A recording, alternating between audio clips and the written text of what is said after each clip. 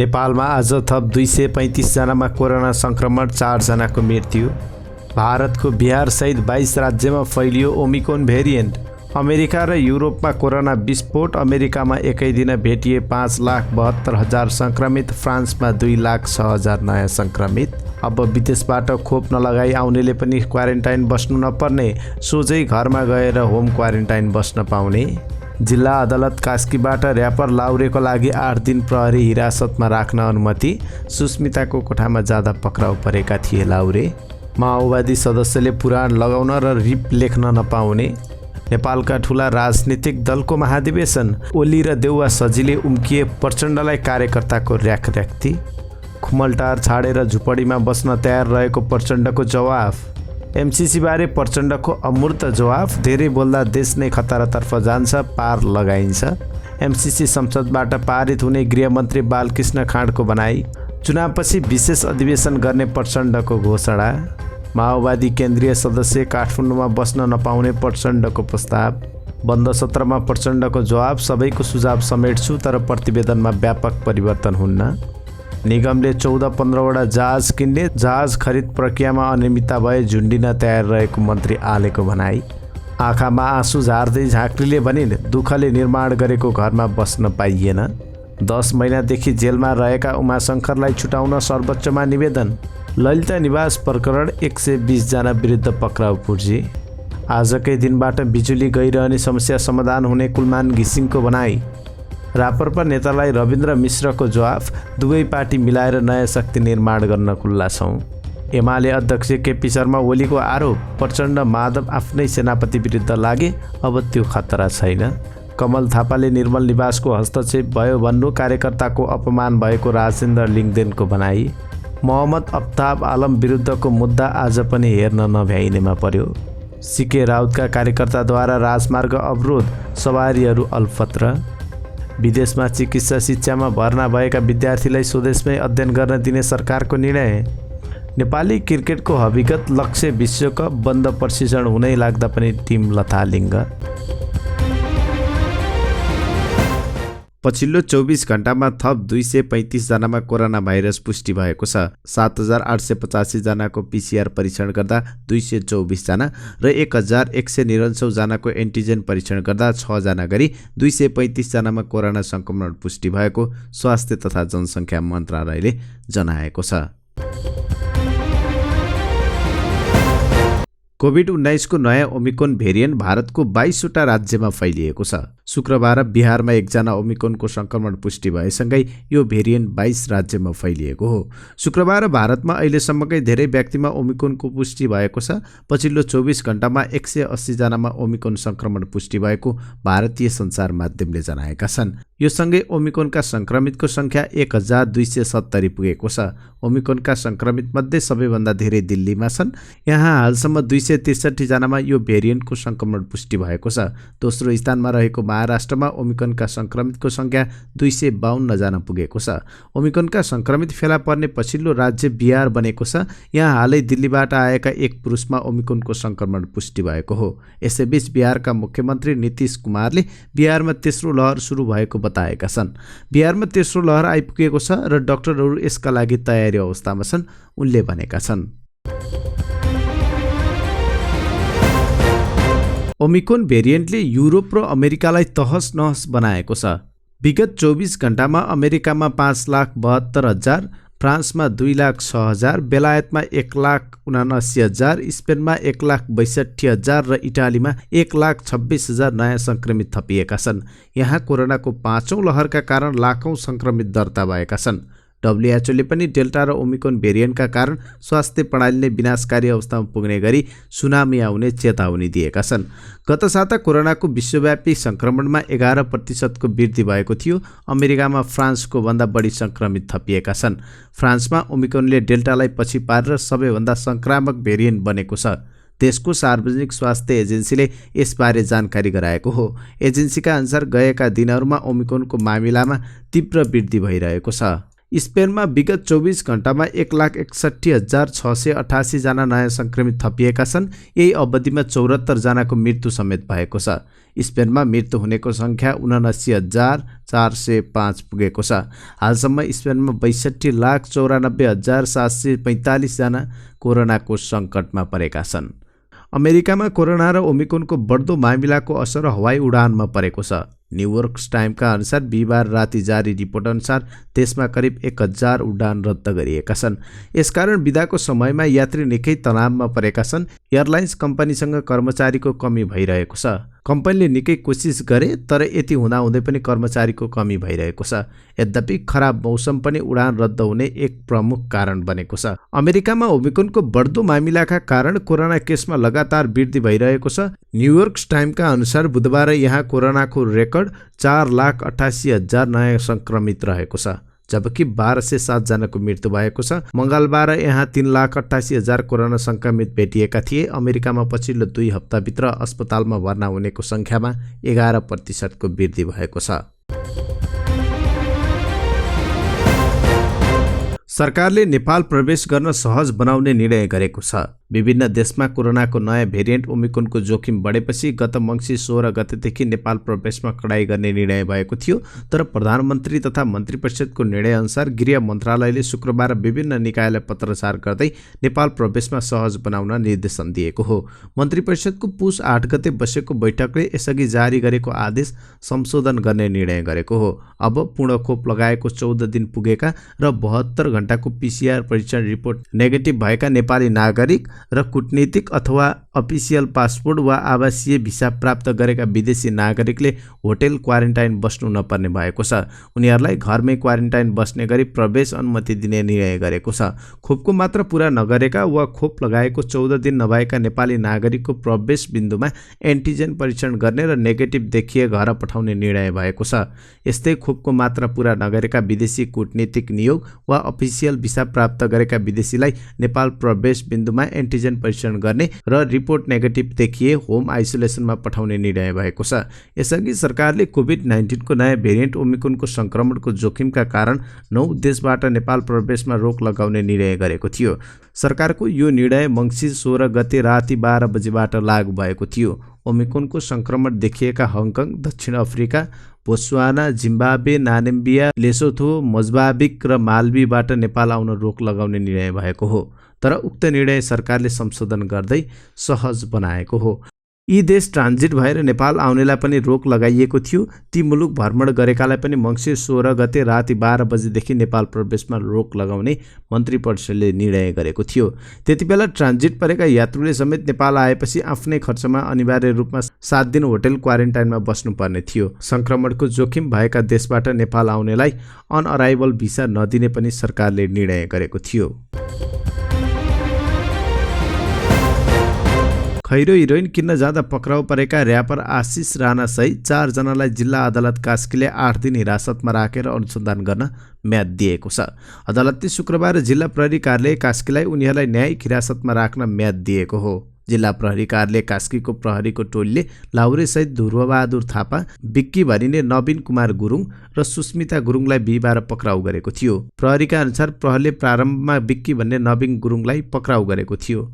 उनको साथबाट 0.51 gram brown sugar बरामद भएपछि उनको सूचनाको आधारमा पोखराको सभागृह नजिकै रहेको सुस्मिता गुरुङको कोठामा छापा मार्दा 52.50 ग्राम ब्राउन सुगर बरामद गरेको थियो। त्यही र्यापर लाउरे समेत फेला परेको कास्की प्रहरीको दाबी छ। प्रहरीले सुस्मिताको कोठाबाट ब्राउन सुगरसँगै ब्राउन तौलने 3वटा डिजिटल मेसिन समेत बरामद गरेको छ। प्रहरीले उनी पोखरा क्षेत्रमा लागु औषधको कारोबारी र अन्य उनका ग्राहक भएको शङ्कामा अनुसन्धान सुरु गरेको छ। प्रहरीले अनुसन्धानका लागि पहिलो पटक अदालतमा म्याद थप गरेको हो। अनुसन्धानका क्रममा प्रहरीले अधिकतम 90 दिनसम्म न्यायिक हिरासतमा राखेर अनुसन्धान गर्न पाउँछ। नेकपा माओवादी केन्द्रका सदस्यले सत्य पुराण लगाउन र सामाजिक सञ्जालमा रेस्ट इन पिस लेख्न नपाउने भएका छन्। काठमाडौँमा जारी 8औं राष्ट्रिय महाधिवेशनमा अनुशासन आयोगका अध्यक्ष टङ्क राईले भने कम्युनिस्ट पार्टीको सदस्यले सत्य पुराण लगाउनु पनि कारबाहीको विषय हुनेछ। कसैको मृत्यु भएमा आरआइपी अर्थात् रेस्ट इन पीस अथवा स्वर्गवास होस् भनेर लेख्न नपाइने समेत रेस्ट इन पीस भनेको क्रिस्चियनहरूले लेख्ने भन्दै उनले भने कम्युनिस्टहरूले हार्दिक श्रद्धाञ्जली लेख्ने हो। दुई प्रमुख पार्टीको महाधिवेशन केही समय अगाडि सकिएको छ। तेस्रो ठुलो दलको भने सकिने क्रममा छ। भर्खरै 14औं महाधिवेशन सकाएको नेपाली काङ्ग्रेसले शेरबहादुर देउवाको नेतृत्वमा नयाँ केन्द्रीय समिति चयन समेत गरिसकेको छ। यो अधिवेशनमा सभापति देउवाले कुनै प्रश्नको सामना गर्नु परेन, जवाफ पनि दिनु परेन। आलोचनाको त कुरै छोडौँ, देउवाले न त कुनै कार्यकर्ताको वैचारिक प्रश्न सुन्नु पर्यो, न त्यसको जवाफ दिनु पर्यो, न काङ्ग्रेस नेतृत्वको कार्यशैली बारे कुनै नै प्रश्न उठ्यो। मङ्सिर 24 गते काङ्ग्रेस महाधिवेशन उद्घाटन भयो। उद्घाटन कार्यक्रमपछि बन्द सत्रमा तत्कालीन महामन्त्री पूर्णबहादुर खड्काले पेश गरेको 2 पान्ने साङ्गठनिक प्रतिवेदन र कोषाध्यक्ष सीतादेवी यादवको छोटो आर्थिक प्रतिवेदन पेश भयो। त्यसमा कसैको चासो थिएन, कुनै बहस भएन। काङ्ग्रेसले सुरुमै यसपालि वैचारिक बहसका लागि छुट्टै नीति महाधिवेशन गर्ने निर्णय गरेको थियो। त्यसपछि त सबैलाई टन्टै साफ भयो। त्योभन्दा अघि मङ्सिर 10 गतेबाट नेकपा एमालेको 10औं महाधिवेशन भएको थियो। यो महाधिवेशनमा एमाले अध्यक्ष केपी शर्मा ओली विरुद्ध प्रश्न गर्ने कसैलाई ठाउँ नै दिइएन। नेतृत्वमा आफूलाई चुनौती दिएका भीम रावल, आफ्नो घोषणालाई चुनौती दिएर उपाध्यक्ष उम्मेद्वार बनेका घनश्याम भुसाल, सचिवका उम्मेद्वार बनेका टङ्क कार्की लगायतलाई मत नदिन ओलीले उर्दिनै जारी गरे। जतासुकै ओलीको महिमा गान बाहेक अरू विषय निषेध जस्तै थियो। पहिले नै विधान अधिवेशन सम्पन्न गरेकाले पनि एमालेमा बहस र प्रश्न पन्छ्याउन सजिलो थियो। एमालेले असोजमा विधान महाधिवेशन गरेको थियो। असोज 15 देखि 17 गतेसम्म गोदावरीमा भएको प्रथम विधान अधिवेशनमा पार्टी अध्यक्ष ओलीले फरक मतलाई निषेध गरेका थिए। ओलीको राजनीतिक प्रतिवेदनमाथि फरक मत राखेका तत्कालीन उपमहासचिव घनश्याम भुसाललाई बोल्न समेत दिइएन। यस अर्थमा एमालेको विधान महाधिवेशन र 10औं महाधिवेशन ओलीमय बन्यो। उनको आलोचना गर्नको लागि ठाउँ नै भएन। यस अर्थमा प्रज्ञा भवनमा जारी नेकपा माओवादी केन्द्रको 8औं महाधिवेशनको दृश्य केही फरक छ। यो महाधिवेशनमा पार्टीले प्रचण्डलाई केन्द्रमा राखेको छ। जतासुकै प्रचण्डका पूर्ण कदका पोस्टर र कटआउट छन्। यहाँसम्म कि महाधिवेशनको लोगोमा समेत प्रचण्डकै फोटो छ। माओवादी कार्यकर्ताले प्रचण्डमाथि भने यो अधिवेशनमा कडा प्रश्न र आलोचना गरेका छन्। उनले ल्याएको प्रतिवेदनदेखि निजी जीवनशैलीमा प्रश्न उठाएका छन्। यहाँसम्म कि उनी ठेकदारको घरमा बसेको कुराको सम्म नेता कार्यकर्ताले खुलेर आलोचना गरेका छन्। प्रचण्डको राजनीतिक प्रतिवेदनमाथि उनीहरूले व्यापक मात्रामा प्रश्न गरेका छन्। प्रचण्डसँगै माओवादी नेतृत्वको कार्यशैली र विलासी जीवनको डटेर आलोचना गरेका छन्। सुध्रिनका लागि भनिरहेका छन्। केन्द्रीय सदस्य राम कार्की र लेखनाथ नेउपानेले त आलोचना सहितको फरक मत नै दर्ता गराएका छन्। प्रतिवेदनमाथि भएको समूह छलफलमा अन्य विषयले समेत ठाउँ पाए। समूह छलफलका क्रममा उठेका विषयहरूलाई महाधिवेशन हलमा सुनाउने क्रममा टोली नेताहरूलाई ती धारणा आएका छन्। हरेक पार्टी अध्यक्ष कार्यकर्ताले बनाएको घरमा बस्छ। माओवादी कार्यकर्ताले प्रचण्ड सहितका नेताहरूको विलासी जीवन र आर्थिक स्रोतको दुरुपयोग बारे समेत कडा प्रश्न उठाएका छन्। प्रचण्डले आफ्नो प्रतिवेदनमा विश्वका 10 धनी कुबेरको हातमा विश्व किन्ने क्षमता भएको प्रसङ्ग उल्लेख गरेका थिए। त्यसैलाई जोडेर माओवादी कार्यकर्ताले आफ्ना पार्टीका धन कुबेरहरूको नाम सार्वजनिक गर्न भनिरहेका छन्। उनीहरूले सबैभन्दा धनी माओवादीका 10 नेतासँग 8 लाख कार्यकर्तासँग भन्दा धेरै पैसा भएको भन्दै व्यङ्ग समेत गरेका थिए। लुम्बिनी प्रदेशका सांसद सुदर्शन बरालले पार्टीका 10 धनी नेताको नाम सार्वजनिक गर्न माग गरेका थिए। उनीहरूले सँगै युद्ध लडेको कार्यकर्ता अरबमा जानुपर्ने र यहाँ रहेको अर्को नेता अर्बपति कसरी सम्भव भयो भनेर समेत प्रश्न गरेका छन्। माओवादी पार्टीमा 30 वर्षदेखि प्रचण्ड मात्र नेतृत्वमा छन्। यसपटक पनि उनी हुनेमा कुनै शङ्का छैन। तर अब कार्यकर्ताले प्रचण्डलाई बेलगाम छोड्ने देखिएको छैन। उनीहरूले कार्यकारी पदमा एउटै व्यक्ति 2 कार्यकालभन्दा बढी बस्न नपाउने गरी विधान संशोधन गर्न माग गरेका छन्। कर्णाली प्रदेशकी अध्यक्ष विमला केसीले कार्यकारी पदमा एउटै व्यक्ति 2 कार्यकालभन्दा लामो समय बस्न नपाउने गरी विधान संशोधन गर्नुपर्ने भनाइ आएको छ। माओवादीको विधान अनुसार महाधिवेशन प्रतिनिधिले केन्द्रीय सदस्य निर्वाचित गर्छन्। निर्वाचित केन्द्रीय सदस्यले पदाधिकारी चयन गर्छन्। अब भने हलले नै पदाधिकारी चयन गर्ने गरी विधान बनाउन कार्यकर्ताले दबाब दिएका छन्। महाधिवेशनबाट यो अध्यक्ष, यो उपाध्यक्ष अनि यो महासचिव, उपमहासचिव र सचिव भयो भनेर हामीले निर्णय गर्न पाए हुन्थ्यो भन्ने जनप्रतिनिधिलाई लागेको केन्द्रीय सदस्य युवराज चौलागाईले बताए। प्रचण्डमाथि प्रहार भएको अर्को विषय उत्पादनसँग पार्टीलाई जोड्ने पनि हो। उनले पार्टीलाई उत्पादन र श्रममा जोड्ने भनेर दस्तावेज ल्याएका छन्। यस्तै प्रस्ताव 2069मा हेटौडामा भएको महाधिवेशनमा समेत आएको थियो। त्यसको केही उपलब्धि नभएको र अहिले सफल हुन्छ भन्ने ग्यारेन्टी छ भनेर कार्यकर्ताले प्रश्न गरेको केन्द्रीय सदस्य हेमराज भण्डारीले बताए। प्रचण्डले अब आफू र आफ्नो टिममाथि उठेका यस्ता थुप्रै प्रश्नको जवाब दिनुपर्नेछ। प्रचण्डले अब म सच्चिन्छु भनेर मात्रै सुख पाउन गाह्रो छ। यसका लागि उनले ठोस योजना पेश गर्नुपर्ने कार्यकर्ताको दबाब छ। नेकपा माओवादी केन्द्रका अध्यक्ष पुष्पकमल दाहाल प्रचण्डले आफू डेरा सर्न तयार रहेको बताएका छन्। उनले खुमलटारबाट झुपडीमा गएर बस्न तयार रहेको बताए। 8औं महाधिवेशन अन्तर्गत आफूले राखेका राजनीतिक प्रस्तावमाथि आज स्पष्टीकरण दिँदै अध्यक्षले भने, म डेरा सर्न तयार छु। यो विषयमा निकै आलोचना हुने गरेको छ। म झुपडीमा गएर बस्न तयार छु। प्रचण्ड खुमलटार स्थित शारदा अधिकारीको घरमा बस्दै आएका छन्। अधिकारी निर्माण व्यवसायी हुन्। महाधिवेशनमा पार्टीका नेता तथा कार्यकर्ताले प्रचण्डलाई उक्त डेरा छाड्न सुझाव दिँदै अध्यक्ष बस्ने घर कार्यकर्ताले नै बनाइदिने बताएका थिए। म खुमलटार छोडेर गाउँ जाने कि भन्ने सोच्दैछु। निर्णय त गरिसकेको छैन। तपाईँ केन्द्रीय सदस्य पनि काठमाडौँ बस्ने होइन, गाउँ जाने हो, तयार हुनुहोस्। प्रचण्डले प्रस्तुत गरेको राजनीतिक प्रतिवेदन पारित भइसकेको छ। नेकपा माओवादी केन्द्र अध्यक्ष पुष्पकमल दाहाल प्रचण्डले पार्टीका महाधिवेशन प्रतिनिधि सामु मिलेनियम च्यालेन्ज कर्पोरेसन एमसिसीका बारेमा अमूर्त जवाफ दिएर टार्ने प्रयत्न गरेका छन्। गत सोमबार आफूले पेश गरेको वैचारिक तथा राजनीतिक प्रतिवेदनमाथि उठेको प्रश्नको शुक्रबार जवाफ दिने क्रममा प्रचण्डले एमसिसी बारे अप्रष्ट जवाफ दिएका छन्। एमसिसी बारे धेरै बोल्नु उपयुक्त नहुने भन्दै उनले एमसिसी पार लगाउनु पर्ने बताए। एमसिसीको बारेमा धेरै बोल्दा देश खतरातर्फ जाने सम्भावना रहेको हुँदा धेरै बोल्नु परेन। सारमा जे प्रतिवेदनमा छ त्यही रूपमा बुझ्नुहोला, पार लगाइन्छ।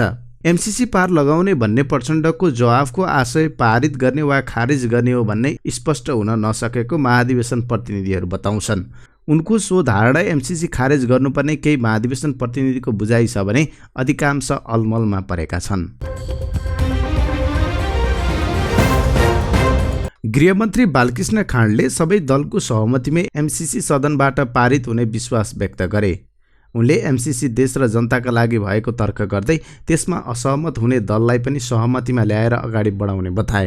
उनले एमसिसी कुनै पनि सैन्य गठबन्धनका लागि नभएको र अनुदानको रूपमा आएको सो रकमलाई सदुपयोग गरेर अगाडि बढ्नुपर्ने मान्यतामा सरकार दृढ रहेको दोहोऱ्याए। नेपाल सरकारले नै प्रस्तावित गरेको यो परियोजना कुनै सैन्य गठबन्धन हुँदै होइन र नेपाल सरकारको भौतिक विकासको लागि हो। जलस्रोतको धनी मुलुक देशमा अहिले प्रस्तावित भएका निर्माणाधीन भएका जलविद्युत आयोजनाहरूबाट विद्युत उत्पादन भइसकेपछि त्यो खपत गर्न, यसलाई निर्यात गर्नका निम्ति पनि ट्रान्समिटर टावर चाहिन्छ नै। मन्त्री खाँडले भने, अघि भने जस्तै यसको व्यवस्थापन गर्नका लागि थुप्रै स्रोत साधन चाहिन्छ र त्यो विद्युतको ट्रान्समिटर व्यवस्थापन गर्दाखेरि सडक विस्तारका लागि नै यो परियोजना ल्याइएको हो। यो फेरि हामीले तिर्नुपर्ने रकम पनि होइन, यो त अनुदान हो। उनले अनुदानको रूपमा आउने रकमलाई नेपालीहरूले सदुपयोग गर्नुपर्ने बताए। यसलाई सदुपयोग गर्न सक्छौँ भन्ने हाम्रो विश्वास हो। यसकारणले यो अगाडि बढ्छ। यसमा सहमत नहुने साथीलाई पनि हामीले बिस्तारै सहमत बनाउन सक्नुपर्छ। मिलेर अगाडि बढाउने यो देशकै लागि हो, सबै जनताका लागि हो। त्यसैले सबै पार्टीको सामूहिक प्रतिबद्धताबाट यो अगाडि बढाउने हो, उनले भनेका छन्। नेकपा माओवादी केन्द्रका अध्यक्ष पुष्पकमल दाहाल प्रचण्डले पार्टीका केन्द्रीय सदस्यहरू काठमाडौँमा बस्न नपाउने प्रस्ताव अगाडि सारेका छन्। 8औं महाधिवेशनमा आफूले राखेको राजनीतिक प्रतिवेदनमाथि आएका प्रश्न तथा सुझाव सुनेपछि आजै स्पष्टीकरण दिएका अध्यक्ष प्रचण्डले नेताहरू गाउँ जानुपर्ने बताए। अब केन्द्रीय सदस्यले काठमाडौँ बस्न पाउने छैनन्, हामी सबै गाउँ जाने हो। प्रचण्डको प्रस्ताव पारित भएमा प्रतिनिधि सभा सांसद बाहेक केन्द्रीय सदस्यहरू जिम्मेवारी लिएका क्षेत्र गाउँमै जानुपर्ने हुन सक्छ। साथै प्रचण्डले तिनै तहका निर्वाचनपछि पार्टीले विशेष महाधिवेशन गर्न सक्ने पनि बताए। नेकपा माओवादी केन्द्रका अध्यक्ष पुष्पकमल दाहाल प्रचण्डले आफ्नो राजनीतिक प्रतिवेदनमा व्यापक परिमार्जन गर्नुपर्ने नदेखेको बताएका छन्, तर आएका सुझावहरूलाई समेट्ने बताए। प्रज्ञा भवनमा जारी 8औं राष्ट्रिय महाधिवेशनको बन्द सत्रमा आफ्नो प्रतिवेदनमाथि उठेका प्रश्नहरूको जवाब दिँदै प्रचण्डले सबैले प्रतिवेदनको मूल स्पिरिट सही छ भनेको बताए। उनले अघि भने, म तपाईहरूलाई के विश्वास दिलाउन चाहन्छु भने यो सिङ्गै हलको साझा प्रतिवेदन हो। म्यासिभ परिवर्तन गर्नुपर्ने मैले देखेको छैन, तर सबैको सुझाव समेटेर यो प्रतिवेदन तपाईँहरूले पाउनुहुन्छ। हलमा प्रस्तुत गर्दा समेत प्रतिवेदन सबैलाई नबाड्नुको कारण पनि खुलाए। हलमा प्रस्तुत नहुँदै बाहिर नजाओस् भनेर मात्र यसो गरिएको उनले बताए। आगामी दिनमा गोपनीयता पनि कायम गर्ने र यहाँहरूले भने जस्तै समयमै दिने वातावरण बनाउनेमा ध्यान जानेछ उनले बताएका छन्। सांस्कृतिक पर्यटन तथा नागरिक उड्डयन मन्त्री प्रेम बहादुर आलेले जहाज खरिद गर्ने विषयमा गृह कार्य भइरहेको बताएका छन्। शुक्रबार नेपाल नागरिक उड्डयन प्राधिकरणको 23औं वार्षिक उत्सव समारोहलाई सम्बोधन गर्दै मन्त्री आलेले जहाज खरिद गर्ने योजना छिटोभन्दा छिटो ल्याउनका लागि नेपाल वायु सेवा निगमलाई निर्देशन दिइसकेको बताए। उनले जहाज खरिदका लागि गृह कार्यालय अगाडि बढेको बताए। जहाज खरिदमा कुनै पनि प्रकारको कमिसनको खेल नगर्ने भन्दै उनले अनियमितता भएमा आफू झुन्डिन तयार रहेको बताए। मन्त्री आलेले ग्राउन्डेड भएको जहाजलाई मर्मत गरेर उडानका लागि निर्देशन दिएको जानकारी गराए। उनले भने, निगमको अध्यक्षज्यूलाई निर्देशन दिएको छु, तपाईहरू छिटोभन्दा छिटो बिजनेस प्लान ल्याएर कम्तीमा 15वटा जति जहाज खरिद गरेर ल्याउने, एयरपोर्टमै राख्ने, सबै पार्टीका मान्छेलाई बोलाउने र त्यहाँ भाषण गर्ने। विगतको जस्तो यो व्हाइट बडी होइन, यसमा कमिसनको खेल भएको छैन। यो जहाजमा 1 रुपियाँ पनि तलमाथि भएको छ भने राजनीतिबाट सन्यास मात्र होइन, प्रेम आले झुन्डिन तयार छ भनेर म भन्न चाहन्छु। यसका लागि हामीले गृह कार्य गरिरहेका छौँ। निगमलाई भनेको छु, छिटो गृह कार्य गर्नुहोस्, ग्राउन्डेड भएको जहाज बनाएर उडाउनुहोस्, मर्मत गरेर उडाउनुहोस् भनेर मैले भनिराखेको छु। उनले भैरवा अन्तर्राष्ट्रिय विमानस्थल 3 महिनाभित्र उद्घाटन हुने बताए। भैरवा विमानस्थललाई सरकारले छिटोभन्दा छिटो टेस्ट फ्लाइट सञ्चालनमा ल्याउन चाहेको मन्त्री आलेले बताए। शहरी विकास मन्त्री एवं नेपाल कम्युनिस्ट पार्टी एकीकृत समाजवादीकी सचिव रामकुमारी झाँक्रीले आफूले दुःख गरेर निर्माण गरेको घरमा बस्ने वातावरण नभएको बताएकी छिन्। झाँक्रीले शुक्रबार गुल्मीको सदरमुकाम तमघासमा एकीकृत समाजवादी पार्टीको कार्यालय उद्घाटन गर्दै विगतमा आफूहरूले मेहनतका साथ धेरै घर निर्माण गरेको भए पनि ती घरमा बस्ने वातावरण नहुँदा नयाँ घर निर्माण गरेको बताइन्। उनले नेकपा एमालेलाई लक्षित गर्दै पुरानो घरको संज्ञा दिएकी थिइन्। नयाँ घरको रूपमा नेकपा एकीकृत समाजवादीलाई अर्थ्याएकी थिइन्। उनले भनिन्, थुप्रै घर निर्माण गरियो, घर भनेको बस्न लायक हुनुपर्छ, सबैको मान्यता हो, तर जिन्दगीका महत्त्वपूर्ण समय त्यही घर निर्माणमा योगदान गर्यौं। लाखौं जनताको सारथी मात्रै होइन, बदल्ने महत्त्वपूर्ण अभियन्ता पनि बन्यौं। झाँक्रीले गुल्मीको नेकपा एमालेको पार्टी कार्यालय नजिकै एकीकृत समाजवादी पार्टीको कार्यालय स्थापना गर्दै विगतमा धेरै सङ्घर्षका बावजुद पक्कै घर बनाउन सफल भएको बताइन्। उनले मेहनतले बनाएको यही घरबाट अलग भएको भन्दै कठिन यात्रा तय गरेको बताइन्। झाँक्रीले भनिन्, धेरै मेहनत गरेका थियौँ त्यो घर बनाउन, तर त्यही घर पार्टीबाट अलग भयो। यात्रा कठिन छ, कठिन भए पनि यात्रा सम्भव छ। भाडाको घरमा पार्टी कार्यालय स्थापना गर्दै मन्त्री झाँक्रीले जिन्दगीका अनगिन्ती राजनीतिक अप्ठ्याराहरू सम्झेर गहभरि आँसु झार्दै भनिन्, धेरै मान्छेले हामीलाई सोधेका छन्, पार्टी कसरी निर्माण गर्छौ, राजनीतिक यात्रा कसरी अगाडि बढ्छ, तर आगामी निर्वाचनसम्म गठबन्धन कायम रहन्छ। उनले वर्तमान गठबन्धन भत्काउने नेकपा एमाले सक्रिय रहेको भन्दै कुनै पनि हालतमा गठबन्धन नटुट्ने बताइन्। झाँक्रीले एमालेको चरित्रकै कारण आवश्यकताका आधारमा गठबन्धन बनाइएको बताइन्। जनताको समस्या समाधान गर्न एकमात्र थलोको रूपमा रहेको व्यवस्थापिका संसदलाई नेकपा एमालेले बन्धक बनाउन नहुने पनि उनको भनाइ थियो। उनले नेकपा एमालेका अध्यक्ष केपी शर्मा ओलीलाई सुझाव दिँदै नागरिकलाई दुःख दिने प्रवृत्तिको अन्त्य गर्न पनि आग्रह गरेकी छिन्। ठगको फन्दामा परेर जेल पुगेका बाराको परवानीपुर 1 का उमाशंकर रायभरलाई छुटाउन सर्वोच्च अदालतमा निवेदन दर्ता भएको छ।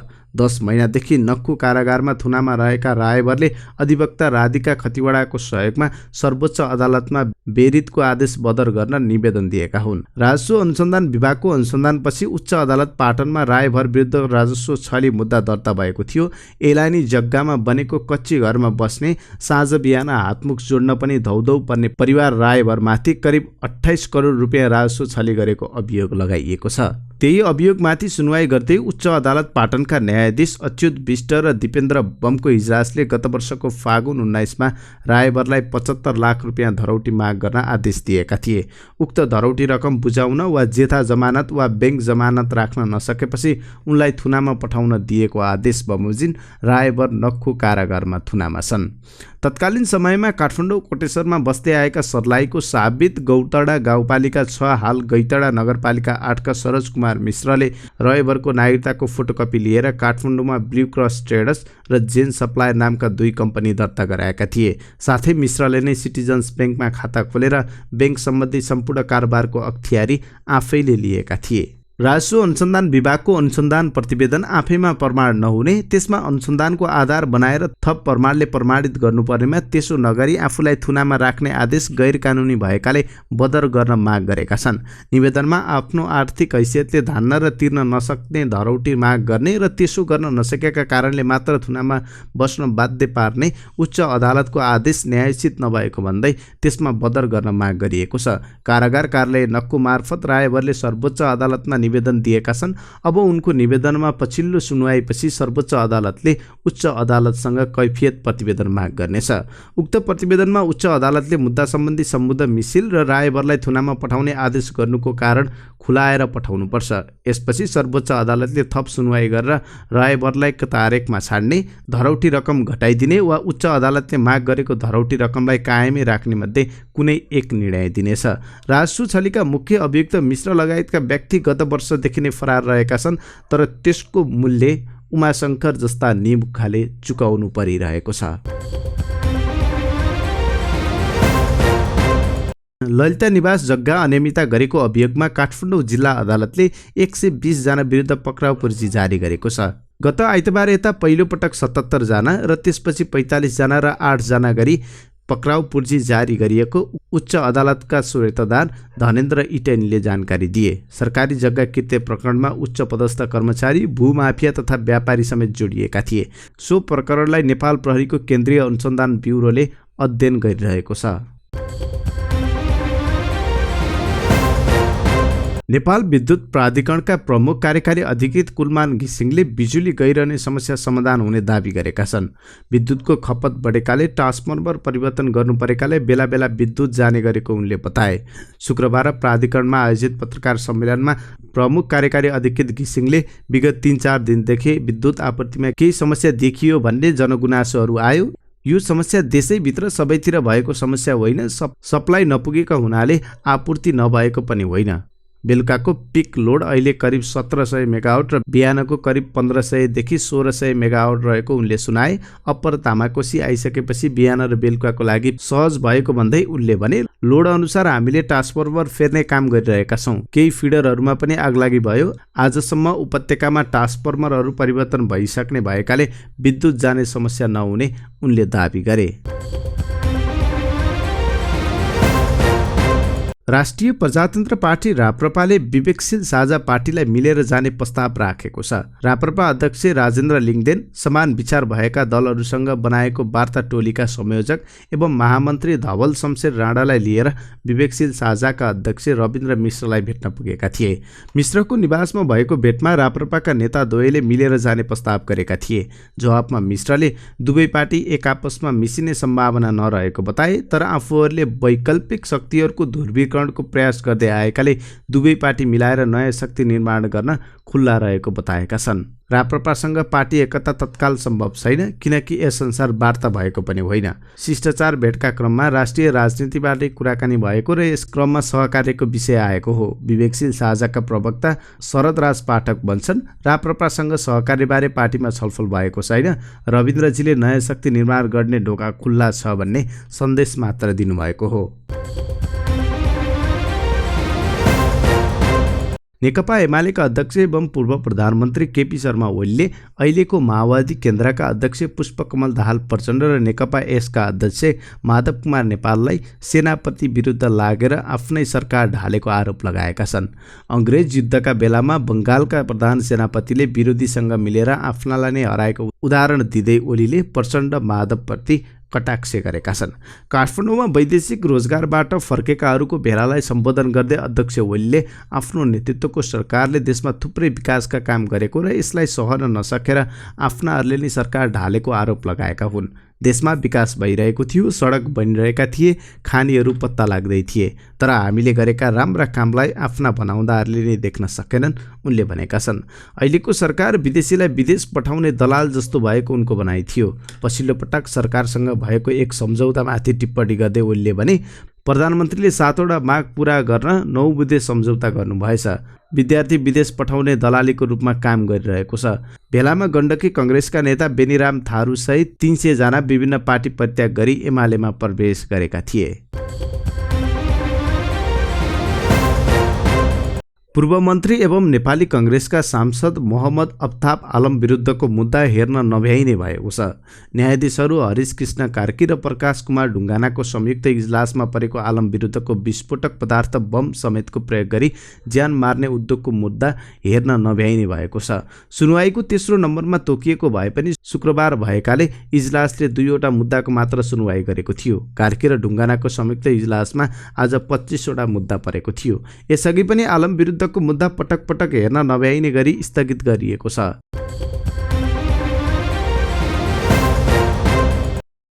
जनमत पार्टीले घोषणा गरेको अनिश्चितकालीन पूर्व पश्चिम राजमार्ग बन्दको प्रभाव सिराहा र सप्तरीमा परेको छ। जनमतका कार्यकर्ताले बिहानैदेखि सिराहाको लाहान र सप्तरीको भरदाहा क्षेत्रमा प्रदर्शन गरिरहेका छन्। प्रदर्शनका कारण राजमार्ग ठप्प भएको छ। लाहानमा कार्यकर्ताले उखु बोकेर प्रदर्शन गरेका छन्। प्रदर्शनकारीले लाठी बोकेर राजमार्ग अवरोध गरिरहेका छन्। महिला कार्यकर्ता पनि आन्दोलनमा सहभागी भएका छन्। उनीहरूले किसानको माग पूरा गर, प्रहरी दमनबद्ध गर, किसानलाई मलखाद नदिने सरकार मुर्दाबाद जस्ता नारा लगाइरहेका छन्। किसानलाई सिँचाइको व्यवस्था वा बिजुली निशुल्क दिनुपर्ने, समयमा मलखाद उपलब्ध गराउनुपर्ने, किसानलाई पेन्सन दिनुपर्ने लगायतका 11 बुँदे माग राखेर जनमत पार्टीले मधेस केन्द्रित आन्दोलन गरिरहेको छ। चिकित्सा शिक्षामा स्नातक अध्ययनलाई विदेश गएका विद्यार्थीलाई अब स्वदेशमै अध्ययन गर्न पाउने भएका छन्। सरकारले अप्ठ्यारो परेका यस्ता विद्यार्थीलाई नेपालमै अध्ययन गर्न पाउने सैद्धान्तिक सहमति दिएको छ। बुधबार बसेको मन्त्री परिषदको बैठकले चीन लगायतका देशमा भर्ना भएका विद्यार्थीलाई स्वदेशमै अध्ययन गर्न सैद्धान्तिक स्वीकृति दिएको छ। चिकित्सा शिक्षाको स्नातक तहमा चीन लगायतका देशमा भर्ना भएका विद्यार्थीका हकमा बाँकी रहेको अध्ययन, प्रयोगात्मक अभ्यास र इन्टर्नसिप पूरा गर्न सैद्धान्तिक स्वीकृति दिएको सरकारका प्रवक्ता ज्ञानेन्द्र बहादुर कार्कीले जानकारी दिए। सरकारको निर्णयसँगै कोभिड-19 को महामारीले विदेशमा भर्ना भएका तर जान नसकेका विद्यार्थीले नेपालमै बाँकी रहेको अध्ययन, प्रयोगात्मक अभ्यास र इन्टर्नसिप नेपालमै गर्ने बाटो खुल्ला भएको छ। सन् 2022 को अक्टोबर-नोभेम्बरमा अस्ट्रेलियामा आइसिसी टी20 विश्वकप आयोजना हुँदैछ। 16 टिममध्ये प्रतिस्पर्धा हुने विश्वकपका लागि 12 टिमको टुङ्गो लागिसकेको छ। 4 टिमको टुङ्गो लाग्न बाँकी छ। टी20 विश्वकपमा छनौट हुन बाँकी 4 टिमका लागि 16 टिम बीच विश्व छनौटमा प्रतिस्पर्धा हुँदैछ। आइसिसीले 16 टिमलाई पनि 2 समूहमा विभाजन गर्दै एक समूहमा 8 टिमलाई समावेश गरेको छ। 8 टिम सम्हालित समूहबाट शीर्ष 2 टिम गरी 4 टिमले 20 महिनापछि अस्ट्रेलियामा हुने विश्वकपको टिकट काट्नेछन्। नेपाल आइसिसी टी20 वरियताको आधारमा यसअघि नै विश्व छनौटमा पुगिसकेको छ। नेपाल छनौटको समूह एमा परेको छ। समूहमा नेपालसहित आयरल्यान्ड, ओमन, बहराइन, क्यानाडा, जर्मनी, फिलिपिन्स र युएई रहेका छन्। आगामी 15 देखि 25 फेब्रुअरीमा ओमनमा हुने छनौटमा नेपाल शीर्ष 2 स्थानमा पर्न सके विश्वकप खेल्नेछ। छनौटमा आयरल्यान्ड र ओमन लगायतका बलिया प्रतिस्पर्धी छन्। बाँकी 5 टिमलाई हराएर ओमन र आयरल्यान्ड मध्ये एकलाई पराजित गर्न सके नेपाल टी20 विश्वकपमा पुग्ने सम्भावना छ। विश्वकप छनौटअघि नेपाली टिम विवादको भुमरीमा फसेको छ। खेलाडी वर्गीकरणबाट सुरु भएको विवाद अहिले कप्तान परिवर्तनसम्म पुगिसकेको छ। राष्ट्रिय टिमका कतिपय खेलाडीले कप्तान परिवर्तनको सामाजिक सञ्जालमा विरोध जनाइसकेका छन्। नयाँ कप्तानको जिम्मेवारी पाएका सन्दीप लामिछानेले आफू कप्तान बनेकोमा खुसी व्यक्त गरे पनि विवादको विषयमा स्पष्ट धारणा सार्वजनिक गरेका छैनन्। क्यानका बोर्ड सदस्य पनि विवादमा विभाजित भएका छन्। बोर्ड सदस्य मात्र होइनन्, खेलाडीहरू समेत विभाजित भएको सामाजिक सञ्जालमा व्यक्त विचारहरूबाट देखिन्छ। अहिलेको विवादले नेपाली क्रिकेट फ्यानहरूमा पनि विभाजन ल्याएको छ। विश्वकप छनौटमा एक डिक्का भएर खेल्नुपर्ने राष्ट्रिय टिममा देखिएको विभाजनले दीर्घकालमा नेपाली क्रिकेटलाई घाटा पर्ने पक्कै नै छ।